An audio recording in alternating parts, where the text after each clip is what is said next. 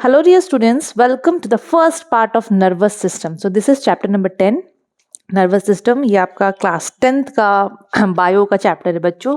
Nervous system आप लोग आगे भी पढ़ोगे 11-12 में अगर आप लोग साइंस लेते हो, और आप लोग पहले भी 7-8 में भी इसके बारे में थोड़ा थोड़ा पढ़ चुके हो, तो ये कोई ऐसे नया टॉपिक नहीं है आप लोगों के लिए। और बच्चों ये आपका ओसवाल का 10 ईयर्स बुक है। इसमें आपको सारे सब्जेक्ट्स का, बेसिकली साइंस में जितने भी सब्जेक्ट्स है, फिजिक्स, केमिस्ट्री, बायो, मैथ्स हो गया, इंग्लिश हो गया, आपका रीजनल पेपर जो भी पेपर है, हिस्ट्री, ज्योग्राफी, इसमें ना लास्ट 10 ईयर्स का पूरा बोर्ड्स का क्वेश्चन दिया है विद सोल्यूशन। तो अगर आप लोग ये बुक को परचेज करना चाहते हो, बहुत ही अच्छा बुक है। देखो, एक बार में आप लोगों को 10 साल पुराना क्वेश्चन पेपर मिल जाएगा, और हम लोग को बोर्ड्स के लिए हमेशा क्वेश्चन पेपर सॉल्व करना, मतलब करने से फ़ायदा रहता है। जितना आप लोग क्वेश्चन पेपर सॉल्व करोगे पुराने उतना आप लोगों के लिए, उतना आपका प्रैक्टिस बढ़िया होगा, और बोर्ड्स में भी आप लोग अच्छा परफॉर्म कर पाओगे। तो अगर आप लोगों को ये बुक परचेज करना है तो इसका लिंक आपको मिल जाएगा डिस्क्रिप्शन बॉक्स में। आप लोगों को क्लिक करके डायरेक्टली वहाँ से बुक परचेज हो सकता है। Now without wasting any time, let's get started with the video. Okay, so nervous system. देखो, नर्वस सिस्टम क्या होता है हमारे बॉडी में ना बच्चों, बहुत सारी एक्टिविटीज़ होती है। जैसे कि एग्जांपल, मैं यहाँ पर ऐसे ये चींटी काटी, तो मैं यहाँ पर पिंच करी हूँ इस पार्ट में, लेकिन फट से मेरा बॉडी ये चीज़ को पहचान लिया, मतलब मेरा ब्रेन इस चीज़ को डिटेक्ट कर लिया कि मुझे यहाँ पर पेन हो रहा है, और मुझे वो सेंसेशन फील भी हुआ। तो यहाँ पर मैं चींटी काटी, लेकिन हम लोग अपना ब्रेन से पहचान लिए कि यहाँ पर हमको कोई प्रॉब्लम हुआ है। तो ये कैसे होता है? ये होता है न्यूरॉन्स की वजह से, जिसका फोटो आपको यहाँ पर देखने को मिल रहा है। तो बच्चों, ये एक न्यूरॉन है। ये आप लोगों के लिए कोई न्यू थिंग नहीं है, आप लोग पहले भी पढ़ चुके हो। तो ये न्यूरॉन है, ये हमारे बॉडी में बहुत सारा प्रेजेंट होता है, बहुत नंबर में ये प्रेजेंट होता है। और ये जो न्यूरॉन होता है वो एक दूसरे से ना कनेक्टेड रहते हैं। कैसे कनेक्टेड रहते हैं? देखो, जैसे कि ये एक न्यूरॉन है, मैं नॉर्मली इसको बना रही हूँ यहाँ पर, ठीक है। ये इसका एक्सन हो गया, ये नर्व एंडिंग हो गया। यहाँ पर एक दूसरा न्यूरॉन इससे कनेक्टेड होगा। पूरी तरह से ये लोग अटैच नहीं रहते, इनके बीच में गैप होता है। तो इस टाइप से हमारे बॉडी में ना बहुत सारे न्यूरॉन, जिसको आप लोग नर्व भी बोल सकते हो, अरेंज्ड रहते हैं एक के बाद एक के बाद एक। मतलब एक का टेल दूसरे का हेड से, हेड के पास उनका इस टाइप का जॉइंट रहता है। पूरा नहीं होता है जॉइंट, उनके बीच में गैप होता है। ये एक न्यूरॉन है, यहाँ से यहाँ तक, ये इसका नर्व एंडिंग हो गया, या फिर एक्सॉन एंडिंग बोल सकते हो। यहाँ से दूसरा न्यूरॉन स्टार्ट हो गया, ये उसका हेड पार्ट है, ये डेंड्राइट है ना। तो ये लोग कुछ इस टाइप से अरेंज होते हैं। तो इन्हीं की वजह से हमारे बॉडी में मैसेज ट्रांसफर होता है। जैसे कि यहाँ मैं चींटी काटी इधर में, तो यहाँ पर ये बहुत सारे ऐसे नर्व्स लोग कनेक्टेड है, वो लोग एक दूसरे से कनेक्टेड है। वो लोग फट से गए हमारे ब्रेन को मैसेज पहुँचाए, फिर ब्रेन वहाँ से ऐसे ही नर्व्स की हेल्प से हम लोग को यहाँ पर मैसेज भेजा कि यहाँ पर आप लोगों को, लाइक हम लोग को जो फील होता है ना कि यहाँ हम लोग को पेन हो रहा है, तो हम लोग इस टाइप से इसको खुद मतलब अपना सहला लेते हैं, ठीक है। तो बोलने का मतलब है कि हमारे बॉडी में जो भी कोऑर्डिनेशन होता है, जो भी बॉडी एक्टिविटीज़ होती है अंदर अंदर में, वो जो भी मैसेजेस होता है, जो ट्रांसफ़र होता है एक part of the body to brain and spinal cord, वहाँ से फिर वापस आता है, यहाँ पर फील होता है हमको, वो होता है बच्चों नर्व्स की वजह से, ठीक है। तो नर्वस सिस्टम बच्चों होता है the organ system in our body that brings about coordination and integration of body activities. उसको हम बोलते हैं नर्वस सिस्टम। मतलब नर्वस सिस्टम में ना ऑर्गन सिस्टम इन्वॉल्व होते हैं, बहुत सारे ऑर्गन रहते हैं, ब्रेन हो गया, स्पाइनल कॉर्ड हो गया, बहुत सारे सेंस ऑर्गन्स भी बहुत सारे इन्वॉल्व रहते हैं। तो नर्वस सिस्टम हम किसको बोलेंगे? Organ system in our body that brings about coordination and integration of body activities. मतलब वो ऑर्गन सिस्टम हमारे बॉडी में जो कि जितना भी कोऑर्डिनेशन और बॉडी एक्टिविटीज का जो इंटीग्रेशन होता है, मतलब वो लोग क्या करते हैं ना, ओवरऑल बॉडी एक्टिविटीज़ को कंडक्ट करवाने में मदद करते हैं। तो उसको हम बोलते हैं नर्वस सिस्टम। नर्वस सिस्टम में बहुत सारे ऑर्गन्स इन्वॉल्व होते हैं। बेसिकली नर्वस सिस्टम में बच्चों 3 चीज़ इन्वॉल्व होता है। एक हम लोग का ब्रेन हो गया, एक हो गया स्पाइनल कॉर्ड जिसको हम रीढ़ की हड्डी बोलते हैं, और दूसरा हम लोग का हो गया ये नर्व्स, ठीक है। 3 चीज़ नर्वस सिस्टम में बेसिकली इन्वॉल्व होते हैं, और इन्हीं की मदद से ये लोग एक दूसरे के साथ तालमेल बैठा के, कोऑर्डिनेशन करके हम लोग का बॉडी एक्टिविटीज़ को करवाते हैं। सिंपल, एकदम सिंपल तरीके से मैं बता दी। अब ये जो नर्वस सिस्टम है ये 2 पार्ट्स में डिवाइडेड है। एक होता है सेंट्रल नर्वस सिस्टम जिसको हम सीएनएस बोलते हैं, दूसरा होता है पेरिफेरल नर्वस सिस्टम जिसको हम पीएनएस बोलते हैं। नर्वस सिस्टम 2 पार्ट्स में डिवाइडेड होता है, सीएनएस और पीएनएस। सीएनएस में बच्चों आपका आएगा सेंट्रल नर्वस सिस्टम में ब्रेन एंड स्पाइनल कॉर्ड, मतलब हम लोग का ब्रेन दिमाग और जो रीढ़ का हड्डी होता है स्पाइनल कॉर्ड, वो आता है सेंट्रल नर्वस सिस्टम में, वो पूरा सेंट्रल पार्ट होता है, ठीक है। और पेरिफेरल नर्वस सिस्टम, अब पेरिफेरल का मीनिंग है आप लोगों को पता होगा, सेंट्रल का मतलब बीच, पेरिफेरल मतलब साइड साइड। तो सेंट्रल नर्वस सिस्टम में हम लोग का ब्रेन और ये बीच में जो स्पाइनल कॉर्ड रहता है रीढ़ का हड्डी, वो आ गया। पेरिफेरल नर्वस सिस्टम में क्या आएगा? nerves that runs between the CNS and different parts of the body। Peripheral nervous system में वो नर्व्स आएंगे जो कि ब्रेन, स्पाइनल कॉर्ड और बाकी के जो बॉडी पार्ट्स बचे उनके बीच में जो रहते हैं वो आ जाएंगे, वो नर्व्स या वो नर्वस सिस्टम को हम लोग बोलेंगे पेरिफेरल नर्वस सिस्टम। तो पेरिफेरल नर्वस सिस्टम में वो नर्व्स आते हैं जो कि CNS और अलग अलग बॉडी पार्ट्स के बीच में रहते हैं, ठीक है। CNS मतलब brain and spinal cord, brain and spinal cord, clear. अभी ये जो नर्व्स आपको दिख रहा है, पहले ये दिखता कैसा है, क्या है इसमें, थोड़ा सा हम लोग देख लेते हैं। आगे इसका डिटेल स्ट्रक्चर पढ़ोगे आप लोग, डिटेल उसके बारे में आप लोग पढ़ोगे, क्लियर। अब ये जो नर्व है देखो, ये कुछ इस टाइप से दिखता है। हम लोग ये नर्व को बनाना पहले भी सीखे हैं, आप लोगों के एग्जाम में ये आ सकता है, बिकॉज आप लोग 10th में हो तो एग्जाम में बनाना आना, मतलब आपको आना चाहिए कैसे बनता है। ये देखो, पहले आप लोग इस टाइप से इसका बीच का पार्ट बना दो, फिर ऐसे पागल जैसे जो हेयर्स प्रेजेंट होते हैं ना, ऐसे इस टाइप से आप लोग इसका ये डेंड्रॉन डेंड्राइट बना दो, इस टाइप से ऐसे आप लोग बना सकते हो, ठीक है। एक इसका जो रहेगा वैसे इसका एक टेल रहेगा जो कि आगे आगे आगे आगे रन होगा, क्लियर, कुछ इस टाइप से हो जाएगा। अब यहाँ पर ये आप जो बेसिकली इसको हम डेंड्रॉन बोलते हैं, ये जो पार्ट निकला है डेंड्रॉन, ये फर्दर और आगे जाके ऐसे डिवाइड हो जाता है जिसको हम बोलते हैं डेंड्राइट। क्या बोलते हैं? डेंड्राइट। ये हो गया डेंड्राइट, ऐसे डेंड्राइट, ठीक है। ये पूरा बनेगा डेंड्राइट, जैसे यहाँ पर मैं बनाई हूँ। बीच का जो पार्ट है वो सेल बॉडी है जिसको साइटन भी बोलते हैं। ये जो पार्ट है उसको साइटन या फिर सेल बॉडी बोलते हैं, सेल बॉडी भी हम लोग इसको बोलते हैं। अब ये सेल ही है बच्चों, देखोगे तो ये सेल ही है, इसमें न्यूक्लियस पाया जाएगा, तो न्यूक्लियस बीचों बीच में पाया जाता है, तो ये हो गया इसका न्यूक्लियस, ये इसका हो गया डेंड्रॉन। और ये जो आगे फर्दर डिवाइड हो गया उसको हम लोग बोलते हैं डेंड्राइट। उसके बाद एक डेंड्रॉन जो है वो फर्दर एकदम लंबा सा पूंछ जैसे अपने आप को आगे निकाल लेता है, उसको हम लोग बोलते हैं एक्सन। ये एक्सन या एक्सॉन जो भी आपको बोलना है आप लोग बोल सकते हो। एक्सॉन के ऊपर में आप लोगों को ऐसे ऐसे दिख रहा है ये वाला शीट, इस टाइप का जो मैं बनाई हूँ, ये इसको हम लोग बोलते हैं माइलिन शीट, माइलिन शीट। और ना माइलिन शीट के बीच में गैप होता है, जैसे मैं एक ये बनाई, यहाँ पर थोड़ा गैप हो गया, फिर एक ठो और बन गया, उस गैप को बोलते हैं nodes of Ranvier, nodes of Ranvier. यहाँ का ये पार्ट को एक्सोलेमा बोलते हैं। और ये नर्व्स यहाँ पर, ये एक्सॉन यहाँ पर खत्म हो रहा है, मतलब ये जो इसका एंड पार्ट है ना, एंड प्लेट्स या एक्सॉन एंडिंग्स, आप लोग इसको कुछ भी बोल सकते हो, ठीक है। तो ये एक्चुअल में एक नर्व ऐसा दिखता है, एक नर्व ऐसा दिखता है। हम लोग के बॉडी में जो मैसेजेस ट्रैवल होते हैं, यहाँ पर मैं चींटी काटी, मुझे फट से पता चल गया कि यहाँ पर मुझे कुछ काटा है, चींटी काटा या कुछ गड़ गया, हम लोग को जो तुरंत पता चलता है वो किसकी वजह से होता है? वो ये नर्व्स की वजह से होता है। बहुत सारे नर्व्स होते हैं, ऐसे वो लोगों का अरेंजमेंट होता है, एक का सिर एक का पूंछ के पास में इस टाइप से, फिर वो लोग मैसेज को कंडक्ट करते हैं, ठीक है, ओके। अब ये जो नर्व्स होते हैं बच्चों वो 3 टाइप्स के होते हैं। एक होता है सेंसरी नर्व, एक होता है मोटर नर्व और तीसरा होता है मिक्स्ड नर्व। पढ़े हो आप लोग, क्लास 5 से पढ़ते आ रहे हो। Sensory nerve, motor nerve, mixed nerve. Sensory nerve को हम एफरेंट नर्व भी बोल सकते हैं, मोटर नर्व को इफरेंट नर्व भी बोल सकते हैं, और मिक्स्ड नर्व तो भाई मिक्स्ड नर्व है, ठीक है। सेंसरी नर्व क्या होता है? जैसे कि हमारा सेंस ऑर्गन है, बॉडी पार्ट्स है, सेंस ऑर्गन है, जैसे कि आईज है सपोज, तो यहाँ पर कुछ हुआ तो यहाँ से नर्व्स जाता है और ब्रेन के पास मैसेज लेके जाता है। तो वो नर्व जो कि बॉडी पार्ट से, सेंस ऑर्गन से, मसल से मैसेजेस को लेके ब्रेन के पास लेके जाता है, उस नर्व को हम बोलते हैं सेंसरी नर्व, जो सेंस ऑर्गन से मैसेज पकड़ता है और उसको लेके जाता है ब्रेन और स्पाइनल कॉर्ड के पास, CNS के पास, क्लियर, ब्रेन और स्पाइनल कॉर्ड के पास। अब यहाँ पर जो मैं आप लोगों को बोल रही हूँ मैसेज लेके जाता है, बायोलॉजी में हम लोग मैसेज के लिए इम्पल्स वर्ड यूज़ करते हैं, तो हम लोग ऐसे बोल सकते हैं सेंसरी नर्व्स वो नर्व्स होते हैं जो कि इम्पल्स कैरी करते हैं from sense organ to brain and spinal cord. फिर आता है मोटर नर्व। मोटर नर्व उल्टा काम करता है, वो ब्रेन और स्पाइनल कॉर्ड से मैसेज को लेके जाता है उस बॉडी पार्ट के पास, ठीक है। तो मोटर नर्व इम्पल्सेस कैरी करता है from brain and spinal cord to different parts of the body. Sensory nerve अगर ऐसे लेके जा रहा है तो मोटर नर्व उसके ऑपोजिट मैसेज लेके जाएगा, ठीक है। फिर मिक्स्ड नर्व में दोनों आते हैं जो कि दोनों का काम करते हैं। आगे आप लोग पढ़ोगे। ठीक है। अब थोड़ा सा पीएनएस के बारे में और देख लेते हैं। पीएनएस जो मैं आपको बताई थी, पेरिफेरल नर्वस सिस्टम, ये वो नर्व्स होते हैं जो कि सीएनएस और different parts of the body के बीच में पाए जाते हैं। तो पीएनएस बच्चों दो टाइप का होता है, एक सोमैटिक नर्वस सिस्टम, एक ऑटोनॉमिक नर्वस सिस्टम। ये सबसे लास्ट में पढ़ोगे आप लोग।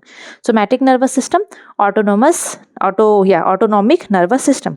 सोमैटिक नर्वस सिस्टम वो नर्वस सिस्टम होते हैं जो कि हम लोग का वॉलेंट्री एक्टिविटीज को कंट्रोल करते हैं और मैसेजेस ट्रांसमिट करते हैं स्केलेटल मसल्स की तरफ। मतलब वॉलेंट्री एक्टिविटीज मतलब वो एक्टिविटी जो हमारे कंट्रोल में, जैसे कि मैं लिख रही हूँ, ठीक है, मैं ऐसे काटूंगी, मैं लिखूंगी, मैं प्लस माइनस करूंगी, मैं दौड़ूंगी, मैं हाथ ऐसे घुमाऊंगी, तो ये मेरी इच्छा के अनुसार मैं काम कर रही हूँ। वॉलेंट्री मतलब वही होता है जो हमारे कंट्रोल में होता है, जो एक्शंस। तो जो एक्शंस हमारे कंट्रोल में होता है, जो एक्टिविटीज हमारे कंट्रोल में होता है, उसको हम वॉलेंट्री एक्टिविटी बोलते हैं। तो सोमैटिक नर्वस सिस्टम वो वॉलेंट्री एक्टिविटी को कंट्रोल करता है। Autonomic nervous system involuntary activities को कंट्रोल करता है, जो हमारे कंट्रोल में नहीं है। ठीक है, जो हमारे कंट्रोल में नहीं है, जैसे कि हार्ट बीट भी बच्चों हमारे कंट्रोल में नहीं है। सिंपल एग्जांपल है इसका। ऑटोनॉमिक नर्वस सिस्टम में बच्चों दो कंपोनेंट्स होते हैं, सिंपैथेटिक एंड पैरासिम्पैथेटिक। सबसे लास्ट में पढ़ोगे इसके बारे में। Sympathetic and parasympathetic nervous system एक दूसरे से पूरा एंटागोनिस्ट मतलब पूरा ऑपोजिट होते हैं फंक्शन में। एक अगर कोई चीज का स्पीड बढ़ाएगा तो दूसरा उसका स्पीड कम करवाएगा। एक अगर पसीना निकलवाने में मदद करवाएगा तो दूसरा रोकने में मदद करवाएगा। मतलब ऐसे एग्जाम्पल्स के हिसाब से आप लोग समझ सकते हो।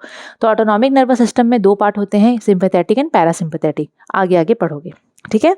अब फिर से नर्व्स में हम लोग चलते हैं। ये जो नर्व्स में आप लोगों को पढ़ाई हूँ, जिसको हम न्यूरॉन भी बोलते हैं, ये नर्व बच्चों, ये नर्व में बोल रहा है, ये जो नर्व्स होते हैं, these are composed of nerves fibres bundle together like the wire of telephone cable. आप लोग टेलीफोन केबल का तार देखे हो ना, है ना। तो टेलीफोन केबल का तार में से बहुत सारे ऐसे बंडल लगता है, बंडल ऑफ वायर्स प्रेजेंट है। तो नर्व्स में बोल रहा है ऐसे बहुत सारे नर्व फाइबर प्रेजेंट होते हैं जो कि दिखते कुछ टेलीफोन केबल जैसे ही हैं। ये जो नर्व फाइबर्स होते हैं इसी को हम लोग बोलते हैं न्यूरॉन। इसी को हम लोग बोलते हैं न्यूरॉन। न्यूरॉन क्या है? नर्वस सिस्टम का बेसिक यूनिट है, basic unit of life cell होता है ना। वैसे ही basic unit of nervous system क्या होता है बच्चों? न्यूरॉन होता है। ठीक है, न्यूरॉन होता है। किडनी का बेसिक यूनिट क्या होता है? नेफ्रॉन होता है, आप लोगों को पता होगा। वैसे ही नर्वस सिस्टम का न्यूरॉन या फिर नर्व, न्यूरॉन लिखना बेटर है, न्यूरॉन वर्ड दिया है तो न्यूरॉन वर्ड ही लिखो। ठीक है, फिर मैं आप लोगों को नर्व्स के बारे में बताई थी, तीन टाइप के होते हैं, सेंसरी, मोटर और motor and mixed. Sensory nerves वो नर्व्स होते हैं जो कि ट्रांसमिट करते हैं impulses from sense organ to CNS, जो मैसेज को सेंस ऑर्गन से, बॉडी के पार्ट से ब्रेन और स्पाइनल कॉर्ड में लेके जाते हैं। जैसे कि मैं आई का एग्जांपल दी थी, तो आई में जो नस रहता है ना, वो ऑप्टिक नर्व होता है। ऑप्टिक नर्व क्या करता है? आई से मैसेज लेके जाता है ब्रेन की तरफ। ठीक है, आंख से जो नर्व मैसेज लेके ब्रेन की तरफ जाता है, उस नर्व को हम बोलते हैं ऑप्टिक नर्व। ठीक है, ऑप्टिक नर्व वो क्या करता है? मैसेज लेके जाता है आई से ब्रेन की तरफ। वैसे ही मोटर नर्व उल्टा काम करता है, वो क्या करता है? बॉडी पार्ट्स के तरफ मैसेज लेके जाता है ब्रेन और स्पाइनल कॉर्ड से। तो सीएनएस से वो मैसेज को लेके जाता है मसल्स एंड ग्लैंड्स मतलब बॉडी पार्ट्स की तरफ। Example, nerves arising in brain leading to the muscles of the eyeball. वही जैसे कि ये ऑप्टिक नर्व आई से ब्रेन की तरफ लेके गया, अब ब्रेन क्या करेगा? दूसरा नर्व्स की मदद से मैसेज भेजेगा आई की तरफ। तो वो जो नर्व्स वहां पर इन्वॉल्व हो रहे हैं उसी को हम लोग बोलते हैं मोटर नर्व्स। मिक्स्ड नर्व दोनों का काम करता है। बहुत सारे क्रैनियल एंड स्पाइनल नर्व्स है जो कि मिक्स्ड नर्व होते हैं। क्रैनियल नर्व्स मतलब वो नर्व्स जो कि हमारे ब्रेन से निकलते हैं। हम लोग का जो स्कल होता है ना, खोपड़ी जो स्कल होता है, उसके वहाँ वहीं के लिए वर्ड यूज होता है क्रैनियल। तो क्रैनियल नर्व्स वो नर्व्स होते हैं जो कि हम लोग के ब्रेन से निकलते हैं। स्पाइनल नर्व्स वो नर्व्स होते हैं जो कि स्पाइनल कॉर्ड से बहुत सारे निकलते हैं, 31 पेयर निकलता है। ठीक है, और क्रैनियल नर्व्स का 12 पेयर होता है। आगे पढ़ोगे आप लोग, ठीक है। फिर आप लोग यहाँ पर एक वर्ड देखोगे, गैंग्लिया। गैंग्लिया, ठीक है, यहाँ एक वर्ड आप लोग पढ़ोगे गैंग्लिया। तो व्हाट इज दिस गैंग्लिया? ये तो सोच लो आपका इंट्रोडक्शन पार्ट चल रहा है। गैंग्लिया, जिसको हम सिंगुलर में गैंग्लियन भी बोलते हैं, this are the aggregate of nerve cells from which the nerve fibre arises. Nerve cells का गुच्छा होता है ये। एग्रीगेट मतलब उनका सोच लो कलेक्शन, जुड़ाव, बहुत सारे रहते हैं, कलेक्शन होता है। तो बहुत सारे नर्व सेल्स होते हैं, उनका एग्रीगेट होता है और वहीं से नर्व फाइबर निकलते हैं, वहीं से नर्व फाइबर निकलते हैं। उसी को हम लोग बोलते हैं गैंग्लिया। उसी को हम लोग क्या बोलते हैं बच्चों? गैंग्लिया। क्लियर? देन उसके बाद है वही नर्व्स के बारे में थोड़ा थोड़ा पढ़ लेते हैं। नर्व्स के बारे में हम लोग का न्यूरॉन नर्व कुछ इस टाइप का दिखता है। ठीक है, हम लोग का नर्व कुछ इस टाइप का दिखता है। फिर से मैं छोटा सा डायग्राम बना दी हूँ यहाँ पर। इसका अलग अलग पार्ट होता है, हम लोग पढ़े थे। सेल बॉडी, ये पूरा सेल बॉडी है, फिर साइटोन बोलते हैं, फिर पेरिकैरियोन भी आप लोग बोल सकते हो इसको, ठीक है। ये थोड़ा छोटा छोटा लिखी हूँ मैं, दिखता होगा ना, दिख रहा होगा। ओके, तो ये सेल बॉडी क्या होता है बच्चों? ये सेल बॉडी जो होता है ये थोड़ा बड़ा होता है। Central nucleus surrounded by cytoplasm, ये सेल बॉडी है। सेल बॉडी में न्यूक्लियस भी आ जाएगा। ये न्यूक्लियस के चारों तरफ में साइटोप्लाज्म है। ये पूरा पार्ट को हम बोलते हैं सेल बॉडी, पूरा पार्ट को हम बोलते हैं सेल बॉडी। इसका जो साइटोप्लाज्म अंदर रहता है उसमें निसिल ग्रैन्यूल्स एंड न्यूरोफिब्रिल्स भी प्रेजेंट होते हैं। सो इसका जो साइटोप्लाज्म होता है उसमें ना हम लोग को दो चीज देखने को मिलता है। पहला है निसिल ग्रैन्यूल्स एंड दूसरा है न्यूरो फिब्रिल्स। निसिल ग्रैन्यूल बच्चों प्रोटीन सिंथेसिस में काम करता है, मतलब उसमें हेल्प करता है प्रोटीन बनाने में। और न्यूरोफिब्रिल जो है वो स्ट्रक्चरल सपोर्ट का काम करता है। तो याद रखना कि इसका जो साइटोप्लाज्म है उसमें ये दो चीज़ पाए जाते हैं। अब साइटोप्लाज्म में तो दूसरे सेल ऑर्गेनल्स तो मिलेंगे ही मिलेंगे। उसमें माइटोकॉन्ड्रिया होता है, endoplasmic reticulum, Golgi apparatus, microfilaments, microtubules, ऐसे करके बहुत सारे इसमें आप लोगों को क्या देखने को मिलेंगे? आप लोगों को सेल ऑर्गेनल्स देखने को मिलेंगे। लेकिन सेंट्रोजोम इसमें एब्सेंट होता है, सेंट्रोजोम इसमें नहीं होता है। याद रखना, ये जो आप लोग नर्व पढ़ रहे हो, नर्व का जो ये पार्ट है सेल बॉडी है जिसमें साइटोप्लाज्म न्यूक्लियस सब प्रेजेंट होता है। साइटोप्लाज्म में बच्चों बिल्कुल भी सेंट्रोजोम प्रेजेंट नहीं होता है। सेंट्रोजोम मतलब एब्सेंट होता है। There is no centrosome in cyton. इसमें साइटन में सेंट्रोजोम प्रेजेंट नहीं होता है। क्यों? क्योंकि नर्व सेल्स लोग जो होते हैं वो लोग ना अपना जो डिवाइड करने का जो एबिलिटी होता है वो लोग में नहीं होता है। सेंट्रोजोम हमेशा डिवीजन में मदद करता है, लेकिन ये जो अपने जो नर्व्स प्रेजेंट है, जो नर्व सेल्स प्रेजेंट है, they actually they have lost their ability to what? Of division. अपने आप को लोग डिवाइड नहीं कर सकते हैं। अगर डिवाइड कर पाते तो सेंट्रोजोम प्रेजेंट होता। तो सेंट्रोजोम एब्सेंट है, दैट मीन्स ये जो सेल्स हैं ये लोग अपने आप को और फर्दर डिवाइड नहीं कर सकते हैं, फर्दर डिवाइड नहीं कर सकते बच्चों। तो इसको याद रखना क्योंकि ये क्वेश्चन एग्जाम में आ सकता है। Clear? Okay. Now next part जो इसका है डेंड्रॉन या फिर डेंड्राइट, जो भी आप लोग ले लो। डेंड्रॉन हम लोग इसको बोलते हैं। वो आगे फर्दर डिवाइड हो जाते हैं, डेंड्राइट बन जाते हैं। पगला जैसा बाल है ना, बिखरा हुआ, वैसा आप लोग याद रख सकते हो। ये क्या करता है? डेंड्राइट का काम है it transmit impulse to cyton. ये यहाँ से मैसेज देता है साइटन को, मतलब यहाँ से साइटन की तरफ ये मैसेज को लेके आता है। ऐसे पकड़ता है, मैसेज को लेके आता है, साइटन को बोलता है ले ये तेरा मैसेज आया है। क्लियर? Next axon. ये एक्सॉन है, इसका पूंछ लंबा सा। अच्छा, एक्सॉन में बच्चों 3 लेयर है। अब ये इंपॉर्टेंट है, एक्सॉन जो है वो 3 लेयर से कवर्ड है। एक्सॉन 3 लेयर से कवर्ड होता है। यहाँ पर नहीं दिख रहा है प्रॉपर, लेकिन होता है। Axolemma, myelin sheath and न्यूरोलेमा। मैं आप लोगों को यहाँ खाली माइलिन शीट का बताई हूँ, ये जो ऐसे बनाई हूँ मैं डब्बा डब्बा जैसे, वो बच्चों 3 लेयर से कवर्ड होता है। एक्सॉन का 3 लेयर होता है, 3 लेयर से वो कवर्ड होता है। एक्सॉन जो है वो 3 लेयर से कवर्ड होता है एक्सॉन, ठीक है। एक हो गया माइलिन शीट, कहाँ गया? सबसे अंदर वाला एक्सोलेमा, सबसे फिर मिडिल वाला M for middle, M for myelin sheath, और सबसे ऊपर वाला होता है न्यूरोलेमा। नाम याद रख लेना, फंसोगे वरना एग्जाम में, ठीक है। मिडिल वाला को माइलिन शीट, सबसे अंदर वाला एक्सोलेमा और सबसे आउटर वाला न्यूरोलेमा, याद रख लेना। ये एक्सोलेमा और जो न्यूरोलेमा है, मतलब सबसे अंदर वाला और सबसे बाहर वाला, ये लोग कंटिन्यूस शीट होते हैं। लेकिन माइलिन शीट जो होता है ना वो कंटिन्यूस नहीं होता, वो बीच बीच में कहीं कहीं पर गायब हो जाता है। माइलिन शीट जो है वो कंटिन्यूस शीट नहीं है, it is constricted eight intervals, and वो इंटरवल्स को हम बोलते हैं नोड्स ऑफ रेनवियर। अदरवाइज ये जो दो है एक्सोलेमा न्यूरोलेमा, वो लोग कंटिन्यूस शीट होते हैं। अब एक्सॉन का जो एंड्स होता है, ये नीचे नीचे वाला पार्ट, उसमें स्वलन बल्ब जैसा एंड होता है, ऐसे गोल गोल सा ऐसे एंड होता है, जिसके अंदर में एक केमिकल प्रेजेंट है, उसको बोलते हैं एसिटाइलकोलिन। वेरी इंपॉर्टेंट, एसिटाइलकोलिन, ठीक है, जो एक न्यूरोट्रांसमीटर का काम करता है। मतलब न्यूरोट्रांसमीटर मतलब वो मैसेज को कंडक्ट करवाने में बहुत इंपॉर्टेंट रोल प्ले करता है। वो कहाँ प्रेजेंट होता है? एक्सॉन एंडिंग में। एक्सॉन एंडिंग में ऐसे फूला फूला सा स्ट्रक्चर होता है, बल्ब जैसा स्ट्रक्चर होता है, उसके अंदर में एक केमिकल प्रेजेंट है। उस केमिकल का नाम है एसिटाइलकोलिन। स्पेलिंग आई विश मैं राइट लिखी हूँ, ठीक है, ये उसका स्पेलिंग है। ये एक न्यूरोट्रांसमीटर होता है। Clear? Okay. Axon endings are closely placed near the dendrites of another neuron but are not connected. इस गैप को हम बोलते हैं सिनेप्स। मैं आप लोगों को ऑलरेडी बता चुकी हूँ। एक्सॉन का जो एंडिंग होता है, जैसे कि ये एक नर्व हो गया, ये एक्सॉन हो गया, ये जो एक्सॉन का एंडिंग है ये कहाँ रहता है? दूसरा वाला न्यूरॉन के डेंड्राइट के बहुत पास में होता है। ये डेंड्राइट हो गया, उसके बाद पास में होता है, मतलब बीच में गैप होता है, गैप देख रहे हो, ये जो गैप होता है इसको सिनेप्स बोलते हैं। ये जो गैप है, बहुत हिल रहा है यार, क्या करें, थोड़ा सा एडजस्ट कर लो बच्चों। इस गैप को हम लोग बोलते हैं सिनेप्स, ठीक है, इस गैप को हम लोग बोलते हैं सिनेप्स। तो मैसेज जो है वो ऐसे ही पास होता है, एक न्यूरॉन से दूसरा न्यूरॉन में थ्रू सिनेप्स मैसेज पास होता है।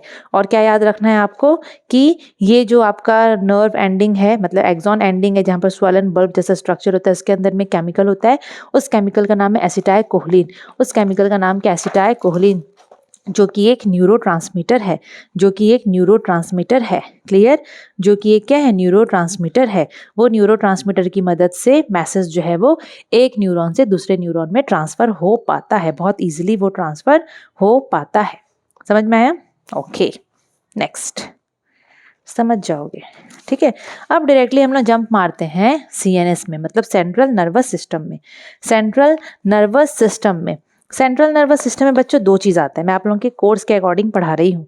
सेंट्रल नर्वस सिस्टम में दो चीज़ आता है, brain and spinal cord.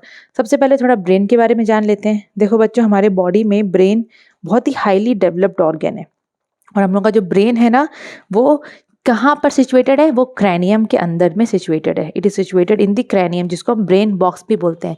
Cranium is nothing but brain box. Cranium क्या है, ब्रेन बॉक्स है। तो हम लोग का जो ब्रेन है, जो हमारा जो ब्रेन है, दिमाग है, वो ब्रेन बॉक्स, मतलब जो हम लोग का खोपड़ी है, ये हम लोग का स्कल है, ये हम लोग का खोपड़ी हो गया। खोपड़ी में जो ब्रेन बॉक्स होता है, जिसको हम क्रैनियम बोलते हैं, वहां पर हम लोग का अंदर में ब्रेन होता है, ठीक है। बहुत ही हाईली डेवलप्ड ऑर्गन है ब्रेन। अगर किसी का डैमेज हो गया तो सोच लो वो आदमी का लाइफ ऐसे ही गया, कुछ नहीं कर पाएगा, वो कुछ भी नहीं कर पाएगा। ब्रेन बहुत इंपॉर्टेंट होता है, ठीक है। ब्रेन डेवलप होना बहुत ज़रूरी होता है। अगर कोई बच्चा का ब्रेन डेवलप नहीं हो पाया, एदर ड्यूरिंग प्रेगनेंसी या फिर कोई भी ऐसे प्रॉब्लम हो जाता है, एक्सीडेंट हो जाता है, ब्रेन को अगर डैमेज होता है, तो सोच लो उनका ज़िंदगी खराब, मतलब उन लोग कुछ भी नहीं कर पाएंगे, ऐसे ही जाएगा उनकी लाइफ, ठीक है। सो ब्रेन बहुत इंपॉर्टेंट रोल प्ले करता है हमारी लाइफ में। अगर मैं बात करूं इसका वेट का, तो एक एडल्ट, मतलब एवरेज का बात हो रहा है, एक एडल्ट अगर कोई एक अच्छा एडल्ट का अगर मैं बात करूं, तो उसका ब्रेन का वजन कितना हो सकता है, इट वेज समथिंग अबाउट 1200 से 1400 ग्राम तक, नियरली 1300 ग्राम तक एवरेज वजन होता है ब्रेन का, ठीक है। तो in adult it weighs about 1200 to 1400 gram. तो सोच लो ब्रेन का ही वजन इतना ग्राम है, ठीक है। हम लोग का जो ब्रेन होता है वो 3 लेयर से कवर्ड होता है, very important. Brain is covered with by 3 layers. Brain के ऊपर में देखो 3 लेयर का प्रोटेक्शन होता है, जिसको हम मैनिंजस बोलते हैं। जिसको हम क्या बोलते हैं, मैनिंजस, मैनिंजस, जिसको हम बोलते हैं मैनिंजस। मैनिंजस क्या होता है, this are the protective covering of brain. Brain का प्रोटेक्टिव कवरिंग होता है मैनिंजस। क्या होता है, मैनिंजस। अब ये मैनिंजस जो होता है, मैं आप लोगों को ऑलरेडी बता चुकी हूँ, 3 लेयर है, तो 3 लेयर का अपना अलग अलग नाम है। सबसे जो अंदर में लेयर होता है उसका नाम होता है पिया मैटर। पिया मैटर, सबसे अंदर वाला जो मैनिंजस होता है उसका नाम है पिया मैटर। क्या नाम है, पिया मैटर। सबसे अंदर वाला जो है उसका नाम है पिया मैटर, ठीक है। और इनर थिन होता है, वो ट्रांसपेरेंट होता है, ठीक है। ये जो लेयर होता है अंदर का पतला होता है, ट्रांसफर होता है, अंदर वाला लेयर बहुत पतला होता है। उसके बाद जो बीच वाला जो मिडिल लेयर है उसका नाम है एरेक्नॉइड लेयर। एरेक्नॉइड लेयर, जो मिडिल लेयर है वो डेलिकेट होता है। मिडिल लेयर जो होता है वो डेलिकेट होता है, ठीक है। और सबसे जो आउटर वाला जो लेयर होता है उसका नाम होता है डूरा मैटर। ये आउटर टफ होता है, सबसे बाहर वाला एकदम टफ लेयर होता है, प्रोटेक्टिव लेयर होता है। अंदर वाला बहुत थिन होता है, बीच वाला डेलिकेट होता है, वही नाजुक सा होता है। तो ये 3 लेयर प्रेजेंट है हमारे ब्रेन के ऊपर में। तीनों लेयर को कलेक्टिवली हम मैनिंजस बोलते हैं। तो मैनिंजस का 3 लेयर होता है, नाम याद रखना, ठीक है। अब ये जो मैनिंजस है, इनके बीच में ना लिक्विड होता है बच्चों, एक फ्लूइड प्रेजेंट होता है, एक लिक्विड प्रेजेंट होता है, जो कि हम लोगों को ना हमारा ब्रेन, बिकॉज अंदर ब्रेन है और ब्रेन के ऊपर में 3 लेयर प्रेजेंट है और तीनों लेयर के बीच में एक लिक्विड प्रेजेंट होता है। अगर बाहर से हम लोग को जर्क लगा, झटका लगा, तो ये लेयर क्या करते हैं, जो लिक्विड है ना वो उस जर्क को एब्जॉर्ब कर लेता है, मतलब वो खुद झेल लेता है उस झटका को, उस जॉल्ट को, जर्क को, ताकि हम लोग का ब्रेन को डायरेक्टली कोई झटका ना लगे और ब्रेन डैमेज ना हो, क्लियर। तो वो जो अंदर में लिक्विड प्रेजेंट रहता है बिटवीन द मैनिंजेस, उसका नाम है CSF, cerebral spinal fluid. Cerebral या सेरिब्रो मैं देख लेती हूँ, या सेरिब्रो स्पाइनल फ्लूइड। ये फ्लूइड जो होता है it is present between the what, meninges, 3 layers of meninges. And इसका फंक्शन एग्जाम में आता है, it acts like a cushion to protect brain from shock and jolt and jerk जो भी आप लोग बोल सकते हो। हम लोग का ब्रेन को ये जर्क से, जॉल्ट से, शॉक से बचाता है, एक्ट करता है एज अ कुशन, ठीक है, कुशन की तरह ये काम करता है। तो बहुत इंपॉर्टेंट है CSF का फंक्शन, CSF प्रेजेंट रहता है, ये सब बहुत इंपॉर्टेंट है, वेरी वेरी इंपॉर्टेंट। फिर ब्रेन का कुछ पार्ट्स देख लेते हैं अकॉर्डिंग टू योर कोर्स। मैं आप लोगों को पार्ट्स के बारे में बताऊंगी। ब्रेन का बच्चों बेसिकली 3 पार्ट होता है। हमारा जो ह्यूमन ब्रेन है वो 3 हिस्सा में डिवाइडेड है, 3 हिस्सा में डिवाइडेड है, ठीक है। Fore brain, mid brain, hind brain. Fore brain मतलब एकदम सामने सामने वाला पार्ट, मिड ब्रेन मतलब बीच का, हिंड ब्रेन मतलब सबसे पीछे वाला जो ब्रेन का पार्ट है। मैं एक बार यहाँ पर फोटो दिखा दूंगी तो बेटर होगा। फोटो दिखा दूं, इसमें तो दिया ही नहीं है ढंग से।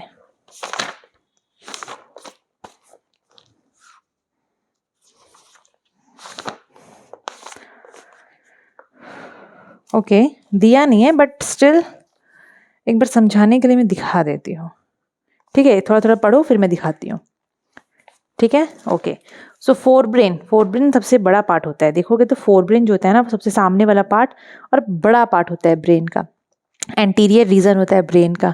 फोर ब्रेन में बच्चों 2 चीज आता है, एक सेरिब्रम और दूसरा डायंसिफेलन। डायंसिफेलन के बारे में हमको ज्यादा पढ़ना नहीं, देखोगे तो पढ़ना ही नहीं है क्योंकि वो कोर्स में नहीं है, फिर भी मैं थोड़ा बहुत बता दूंगी, ठीक है। तो फोर ब्रेन सबसे आगे आगे वाला पार्ट होता है हम लोग का फोर ब्रेन। एंटीरियर पार्ट होता है ब्रेन का, थोड़ा बड़ा पार्ट भी रहता है वो, उसमें 2 चीज आते हैं। सबसे पहला आता है बच्चों cerebrum. Cerebrum is the largest part of brain. आप लोग का खोपड़ी के सामने वाला हिस्सा सेरिब्रम होता है, खोपड़ी का सामने वाला हिस्सा सेरिब्रम होता है, बड़ा पार्ट होता है वो। ये देखो, अगर आप लोग को यहाँ पर दिखता होगा ये, तो ये पार्ट बच्चों ये सेरिब्रम है, ये सेरिब्रम है, ये देखो सेरिब्रम है ये पार्ट, ठीक है। ये आप लोगों का फोर ब्रेन है, सेरिब्रम। सेरिब्रम बहुत ही ज़्यादा बड़ा पार्ट होता है, largest and most prominent part of the brain. Brain का सबसे बड़ा और सबसे प्रोमिनेंट पार्ट होता है।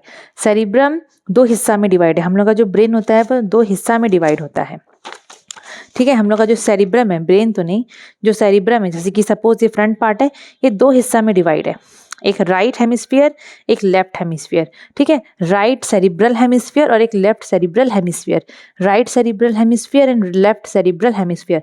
ये जो दोनों हेमिस्फीयर है, ये दोनों एक दूसरे से कैसे जॉइंट है? Bye corpus callosum. बीच में एक हिस्सा होता है, नर्व फाइबर्स का बना हुआ रहता है, ऐसे जोड़ता है वो दोनों हिस्सा को, उसका नाम होता है कॉर्पस कैलोजम। मैं कहीं लिखी हूँ, ये रहा corpus callosum. So both this hemispheres of cerebrum are connected together by a thick band of nerve fibres. Nerves ही वहां पर देखो कितने सारे प्रेजेंट है, बोलोगे तो मैसेज को यहाँ से वहां करेंगे ना, तो वहां पर जो दोनों हिस्सा को जोड़ता है उसको हम लोग बोलते हैं corpus callosum, corpus callosum, corpus callosum, ठीक है।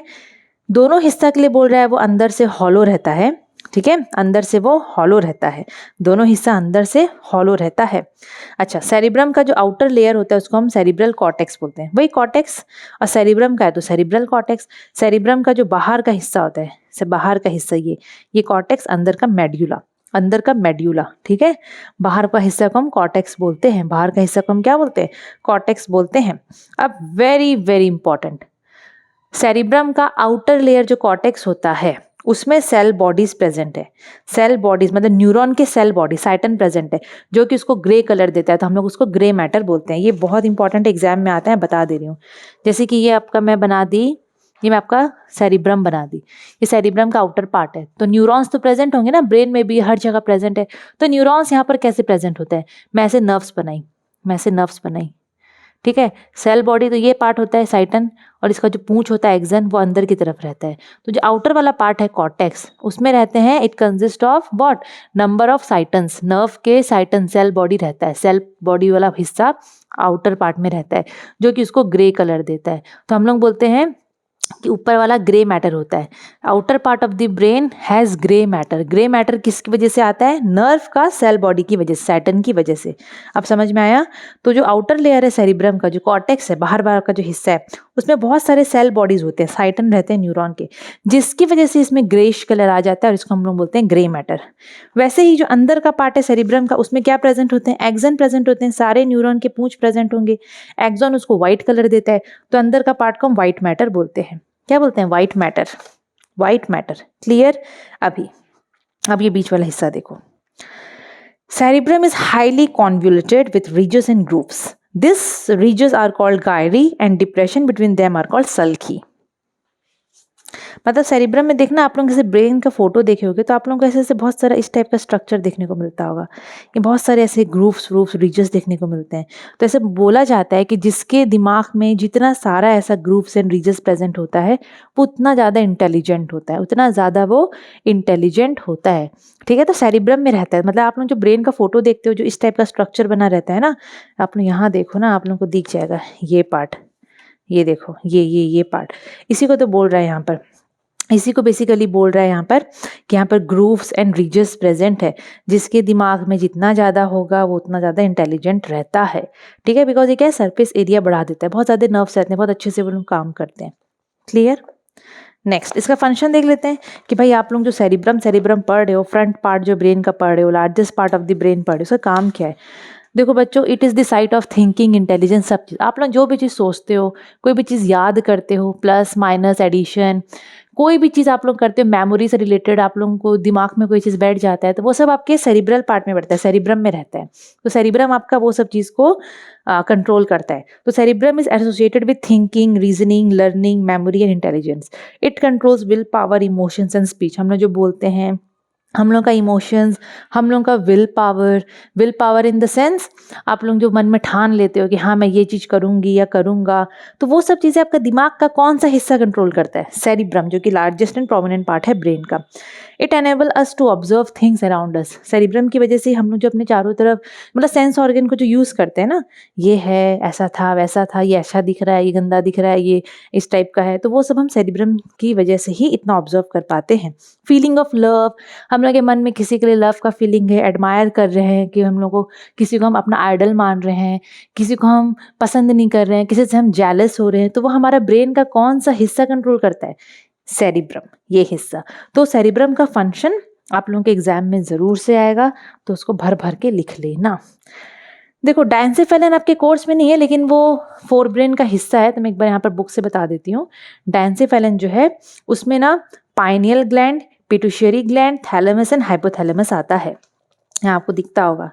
ठीक है, पिट्यूशियरी ग्लैंड है, हाइपोथैलेमस है, पाइनियल ग्लैंड है, मतलब आप लोगों को जो ये हिस्सा दिख रहा है ना इधर का, ये सब हिस्सा, ये सब भी आपके फोर ब्रेन में आता है। ये हो गया सेरिब्रम और ये आपका हो गया वो फोर ब्रेन का ये डायंसीफेलम वाला पार्ट। तो डायंसीफेलम का ज़्यादा आपके कोर्स में नहीं है, उसमें आते हैं pineal gland, pituitary gland, thalamus and hypothalamus.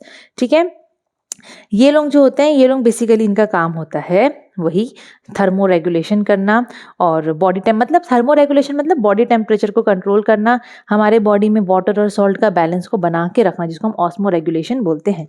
Osmo regulation हम लोग जिसको बोलते हैं, थोड़ा बहुत है, आप लोग एक बार देख लेना उसको, बट कोर्स में नहीं, इसलिए मैं नहीं लिखी हूँ। ठीक है, तो मैं आप लोगों को क्या बताई थी, हम लोग का ब्रेन 3 हिस्सा में डिवाइड है, फोर ब्रेन में आता है सेरिब्रम एंड डायंसेफेलन, ये हम लोग का हो गया। अब आएगा मिड ब्रेन भी ज़्यादा हमारे कोर्स में है नहीं बच्चों, बट आप लोगों को देखना ही रहा, थोड़ा सा देख लो। बीच हिस्सा ब्रेन का जो कि एक थिक वॉल स्ट्रक्चर होता है और ज़्यादा मतलब ये स्मॉल पार्ट होता है ब्रेन में, छोटा सा हिस्सा होता है मिड ब्रेन का। ठीक है, हमारे ब्रेन के अंदर में मिड ब्रेन का छोटा सा हिस्सा होता है।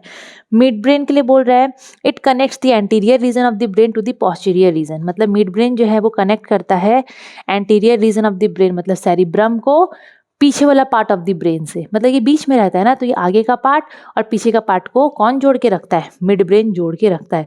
All nerve fibres pass through this region, जितने भी नर्व फाइबर है सब इस रीजन से पास होते हैं, क्योंकि ये दोनों को जोड़ता है, तो मैसेज को उसे ट्रांसफर करवाना है, जो भी सब चीज़ में ये काम करता है। ठीक है, हाँ इतना ही है, ज़्यादा नहीं। अब जो इम्पॉर्टेंट है वो है last part of the brain, that is hind brain, जो कि पीछे पीछे तरफ रहता है। हिंड ब्रेन में बच्चों आता है 3 चीज़, सेरिबेलम, लिख देती हूँ मैं यहाँ पर, हिंड ब्रेन में 3 चीज आता है। सेरिबेलम जो कि स्मॉलेस्ट पार्ट है ब्रेन का, पॉन्स, और तीसरा है मेडुला ऑब्लोंगाटा।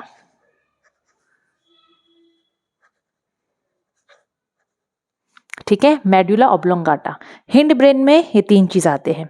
सबसे पहले सेरिबेलम, मैं वो फोटो दिखाती हूँ। सेरिबेलम ये रहा, छोटा दिमाग गुद्दी में होता है हम लोग के पीछे तरफ दिमाग में, ये सेरिबेलम, ये पॉन्स और एक ये हो गया medulla oblongata. Cerebellum, Pond's, medulla oblongata, ये 3 होते हैं बच्चों हिंड ब्रेन, सबसे पीछे पीछे वाला पार्ट ब्रेन के। ठीक है, बहुत इंपॉर्टेंट है। सो सबसे पहले सेरिबेलम जो है उसको तो हम लिटिल ब्रेन बोलते हैं, छोटा दिमाग बोलते हैं। ये हम लोग के ब्रेन के डॉर्सल रीजन में प्रेजेंट है, पीछे पीछे ये प्रेजेंट है। ये बहुत कम एरिया में सिचुएटेड है, ठीक है। ये सेरिब्रम के जस्ट नीचे में, it is located at the base under the cerebrum. Question आता है वेयर इज सेरिबेलम लोकेटेड, तो ये सेरिब्रम के नीचे में ये पाया जाता है, ठीक है। यहाँ पर कोई ऐसे कॉन्वोल्यूशन इस टाइप का नहीं रहता है, जैसे कि वो सेरिब्रम में था ना, इंटेलिजेंस के लिए था, यहाँ ऐसा कुछ भी रहता नहीं है। अच्छा, सेरिबेलम में क्या है, सेरिबेलम में देख लेते हैं हम लोग भाई किस टाइप का स्ट्रक्चर रहता है। इसमें भी, क्योंकि ये ब्रेन का हिस्सा है, क्योंकि इसमें भी बच्चों बाहर की तरफ रहता है ग्रे मैटर। सेरिबेलम सपोज ऐसा है, यहाँ पर भी बाहर की तरफ ग्रे मैटर, मतलब वो नर्व्स का सैटर्न पार्ट प्रेजेंट होगा, और अंदर की तरफ एक्सॉन प्रेजेंट होगा जो कि व्हाइट मैटर बनाता है। Outer cortex is made up of grey matter और अंदर में व्हाइट मैटर, जैसे कि सेरिब्रम में था। अब इसका फंक्शन जो कि बहुत इंपॉर्टेंट है, एग्जाम में आता है। देखो, हम लोग का जो बॉडी का बैलेंस है, हम लोग जो चलते हैं, हम लोग एक बैलेंस बना के चलते हैं, है ना। हम लोग के बॉडी में जो बैलेंस बनता है वो सेरिबेलम कंट्रोल करता है। अगर कोई पी रखा है, कोई ड्रिंक कर रखा है, तो देखना वो ढंग से चल नहीं पाता है। कोई भी अगर पी रखा है तो वो ढंग से चल नहीं पाता। क्यों? क्योंकि हम पीते हैं तो हमारा थोड़ा सेरिबेलम में इफेक्ट होता है। सेरिबेलम उस समय थोड़ा ढंग से काम नहीं कर पाता है। सेरिबेलम का काम है बॉडी का बैलेंस बनाना, है ना। तो कोई अगर पी रखा है, ड्रिंक कर रखा है, उसका सेरिबेलम थोड़ा इफेक्ट हुआ तो बॉडी का बैलेंस कहाँ से बनेगा, इसीलिए वो थोड़ा लड़खड़ाता है चलने में। अगर किसी का एक्सीडेंट की वजह से या कोई भी रीजन से अगर सेरिबेलम डैमेज हो गया तो वो इंसान ढंग से चल नहीं पाएगा, वो बॉडी का बैलेंस वो नहीं बना पाएगा। और कुछ ज़्यादा ही अगर डैमेज हो गया तो सोच लो उसको कितना डिफिकल्टी होगा, शायद वो कभी ज़िंदगी में चल भी नहीं पाए। चलना इज रिलेटेड विथ सेरिबेलम, ठीक है। Next, it makes body movement smooth, steady and coordinated. देखो, हम लोग का बॉडी का मूवमेंट को बहुत ही स्मूथ, स्टीडी और कोऑर्डिनेटेड बनाता है। ये रेगुलेट करता है, कोऑर्डिनेट करता है कॉन्ट्रैक्शन ऑफ स्केलेटल मसल्स। जो भी स्केलेटल मसल्स होते हैं, जो वॉलंटरी मसल्स होते हैं, उसका ये उसको कंट्रोल करता है, उसका काम को, उसका कॉन्ट्रैक्शन को ये कंट्रोल करता है, ठीक है। तो ब्रेन में बच्चों याद रखना हमेशा, ग्रे मैटर आउटसाइड होता है जो कि साइटन की वजह से होता है, और वाइट मैटर अंदर की तरफ होता है जो कि एक्सन की वजह से होता है। और स्पाइनल कॉर्ड में उसका ऑपोजिट होता है, ये आप लोग याद रखना। ब्रेन में जिस टाइप से वाइट और ग्रे मैटर होता है, स्पाइनल कॉर्ड में उसका उल्टा। स्पाइनल कॉर्ड में वाइट मैटर आउटसाइड होता है, ग्रे मैटर इनसाइड होता है, ठीक है। ग्रे मैटर मतलब साइटन वाला जो होता है वो अंदर होता है, और पूंछ वाला पार्ट, एक्सन पार्ट बाहर होता है, जिसकी वजह से व्हाइट मैटर बनता है। क्लियर? ठीक है। तो आप लोगों को सेरिबेलम का पूरा जितना भी यहाँ पर मैं फंक्शंस लिखी हूँ और आपके बुक में जो भी एक्स्ट्रा रहेगा पूरा आप लोगों को उसको देखना है। और ये ब्रेन, स्पाइनल कॉर्ड का जो मैं व्हाइट मैटर और ग्रे मैटर बताई हूँ बहुत इंपॉर्टेंट है, एग्जाम में आएगा, उससे मैं फिर उल्टा लिख के मत आना, ठीक है। नेक्स्ट जो हिंड ब्रेन का पार्ट है वो है पॉन्स, उसके बाद मेडुला ऑब्लंगाटा। पॉन्स जो होता है बच्चों, वो बेसिकली क्या होता है ना, ये it forms the part of the brain stem at the floor of hind brain. Hind brain के एकदम नीचे नीचे पार्ट में प्रेजेंट होता है। देखो ना यहाँ पर, ये देखो, ये आपका कहाँ गया कहाँ गया, ये रहा। हिंड ब्रेन के से नीचे वाले पार्ट में ये प्रेजेंट होता है, ठीक है। यहाँ पर बोल रहा है इट, कहाँ गया बच्चों, it forms the part of the brain stem at the floor of hind brain at the. So pons basically क्या करता है, it connects the brain to the medulla oblongata. मतलब ब्रेन का जो ऊपर ऊपर का पार्ट होता है ना, उसको ये मेडुला ऑब्लंगाटा से जोड़ता है। किससे? मेडुला ऑब्लंगाटा से। दूसरा, it connects the fore brain to the spinal cord. Fore brain को ये स्पाइनल कॉर्ड से जोड़ता है। फोर ब्रेन मतलब वो सेरिब्रम एंड डेंसिफेलम वाला पार्ट, उसको ये जोड़ता है रीढ़ की हड्डी स्पाइनल कॉर्ड से। तो सिंपल सा है इसका, पॉन्स का ज़्यादा नहीं है, यही सब है। उसके बाद आया medulla oblongata, MO, medulla oblongata, which is a very important part of the brain. ये लोअर मोस्ट पार्ट होता है, ठीक है, किसका? ब्रेन का, जो कि स्कल के एकदम बेस में प्रेजेंट होता है, खोपड़ी के एकदम नीचे नीचे में देखोगे तो, मतलब ब्रेन का पूरा एंड में, लास्ट में रहता है मेडुला ऑब्लंगाटा। और ये बच्चों, it is continued in spinal cord and posterior region. मतलब जैसे कि ये हो गया आपका, जैसे ये आपका ब्रेन हो गया, ठीक है, यहाँ पर होगा ये मेडुला ऑब्लंगाटा। सपोज ये मेडुला ऑब्लंगाटा है, यही आगे आगे आगे आगे बढ़ के स्पाइनल कॉर्ड में कन्वर्ट होता है, ठीक है। तो मेडुला ऑब्लंगाटा जो है सबसे पहले कि वो स्कल का एकदम बेस में, नीचे में, स्कल का एकदम बेस में प्रेजेंट होता है, और नीचे का रीजन में वही कंटिन्यू होता है स्पाइनल कॉर्ड। मेडुला ऑब्लंगाटा का बहुत सारा काम है बच्चों, बहुत सारा मेडुला ऑब्लंगाटा का फंक्शन है। रुको, पीछे ही है क्या? हाँ, इसका पीछे ही है फंक्शन। देखो यहाँ पर हम लोग का बॉडी में जितना भी इनवॉलेंट्री एक्शंस है, जैसे कि हार्ट बीट जो हम कंट्रोल नहीं कर सकते, खाना जो हम गींटते हैं वो उसका स्वॉलिंग जो नीचे तक जाता है वो भी हम कंट्रोल नहीं कर सकते, ब्रीदिंग भी हम कंट्रोल नहीं कर सकते, है ना। तो जितने भी इनवॉलेंट्री फंक्शंस है वो मेडुला ऑब्लोंगाटा कंट्रोल करता है। कार्डियक सेंटर को कंट्रोल करता है ये। कार्डियक मतलब हार्ट से रिलेटेड का बात हो रहा है। रेस्पिरेटरी सेंटर को कंट्रोल करता है। स्वॉलिंग, स्नीजिंग, हम लोग छींकते हैं, खांसते हैं, वॉमिट करते हैं, वो सबको मेडुला ऑब्लोंगाटा कंट्रोल करता है बच्चों। सबको कौन कंट्रोल करता है? Medulla oblongata. जब किसी को फांसी देते हैं तो उसका ना फट से ये मेडुला ऑब्लोंगाटा टूटता है, इसीलिए वो आदमी फट से मर जाता है, क्योंकि मेडुला ऑब्लोंगाटा ये सब चीज़ों को कंट्रोल करता है, हार्ट बीट को कंट्रोल करता है, बहुत सारी चीज़ों को कंट्रोल करता है। तो मेडुला ऑब्लोंगाटा को बचा के रखना इज़ वेरी इंपॉर्टेंट। वो अगर गया तो सोच लो आदमी गया। क्लियर? तो ये आपका फर्स्ट पार्ट था। फर्स्ट पार्ट में हम लोग ब्रेन और नर्व्स के बारे में पूरा स्टडी करे हैं। सेकेंड पार्ट में हम लोग स्पाइनल कॉर्ड के बारे में पढ़ेंगे। ठीक है, स्पाइनल कॉर्ड हो गया, फिर रिफ्लेक्स एक्शन, मतलब उससे रिलेटेड जितना भी है, और वो PNS, ANS जितना भी था, autonomic nervous system, sympathetic, parasympathetic, मतलब जो भी चीज़ हम लोग का बच गया है वो हम लोग सेकंड पार्ट में कंप्लीट कर लेंगे। तो फर्स्ट पार्ट आप लोग बढ़िया से देखना, अच्छे से पढ़ना, जो जो चीज़ें मैं बताई हूँ, important functions, grey matter, white matter कहाँ होता है, अच्छे से पढ़ो। इससे रिलेटेड क्वेश्चन आपको जो भी बुक में मिलेगा उसको सॉल्व करो, नहीं होगा तो मुझसे अपना डाउट क्लियर करो, और आगे फिर हम लोग नेक्स्ट वीडियो में या नेक्स्ट इसका पार्ट हम लोग देखेंगे। वीडियो अगर अच्छा लगा तो लाइक शेयर सब्सक्राइब ज़रूर से कर देना, और साथ ही साथ बच्चों ओसवाल का बुक भी आप लोग ज़रूर से ले लेना, बिकॉज आगे चलकर वो आपको बहुत काम आएगा। Thank you.